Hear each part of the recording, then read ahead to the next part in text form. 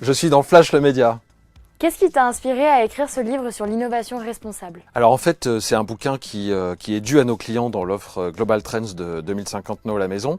Et ce qui m'a inspiré, c'est évidemment la captation internationale qu'on opère sur tous les continents et dans tous les secteurs. C'est 3000 innovations par an, on en sélectionne 100 et elles sont vraiment très inspirantes pour écrire un bouquin. Quel est l'objectif principal que tu espères atteindre avec ce livre? L'objectif principal, c'est de faire changer les mentalités, c'est d'ouvrir la chakra et d'exciter les neurones pour justement tenter de construire un futur plus constructif, plus positif, avec des exemples concrets sur tous les sujets les plus importants, le climat, la biodiversité, mais aussi la politique, la démocratie.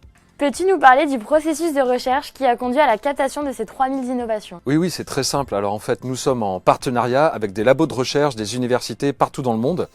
Et avec des hackathons d'étudiants, avec des startups, des entrepreneurs de diverses sortes, eh bien, nous avons cette captation-là.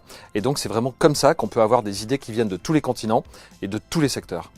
Comment as-tu procédé pour sélectionner les 100 innovations parmi les 3000 initiales? Alors, la sélection des 100 innovations parmi les 3000 initiales, c'est vraiment le travail de 6 mois, puisque la captation des innovations commence à peu près fin août et se termine à peu près fin décembre. Donc voilà, pendant ces 5 mois-là, 5 à 6 mois, eh ben, on opère toutes les semaines cette sélection en temps réel. C'est-à-dire qu'on voit tout ce qu'on a capté et puis on en sélectionne les plus intéressantes, on en enlève, celle-ci on garde, celle-ci on enlève. Et puis comme ça, on fait une sélection qui est vraiment qui ressemble à l'état du monde actuel. Comment as-tu choisi les 50 personnalités à interviewer pour ce livre? Alors certaines, je les connaissais déjà, donc des personnalités avec qui j'avais déjà travaillé pour les précédents bouquins ou dans nos événements. Et d'autres, c'est tout le travail aussi de recherche selon les innovations qu'on capte. Exemple, si on a une idée, un projet sur le quantique, évidemment moi je ne suis pas du tout spécialiste du quantique, donc là je vais appeler quelqu'un dans un écosystème, dans une université, un institut de recherche sur ce sujet qui va m'expliquer le quantique et ensuite je serai capable d'en parler. Y a-t-il une interview en particulier qui t'a marqué? Alors oui, une interview qui m'a marqué, c'est l'interview de la start-up Resting Reef, qui s'attaque à 2 problèmes de fond. Alors un, c'est l'industrie funéraire qui émet beaucoup de CO2 avec les tombes, l'incinération, etc. Et puis 2, c'est les récifs coralliens qui sont à l'agonie. Donc c'est 2 étudiantes en design à Londres qui ont eu l'idée de s'attaquer à ces 2 problèmes. Elles dissolvent les corps des humains dans une solution, donc il reste quelques restes.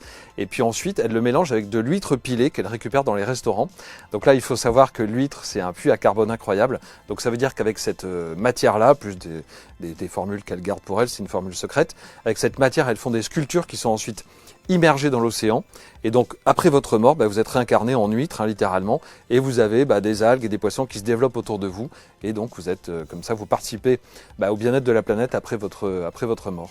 Parmi les tendances présentes dans ton livre, laquelle te semble la plus prometteuse pour l'avenir? Alors, dans les tendances les plus prometteuses pour l'avenir, il y en a 2. Il y a un, générative démocratie. Donc cette année, 4 milliards d'humains vont voter sur la planète avec la coïncidence des scrutins, donc c'est très particulier.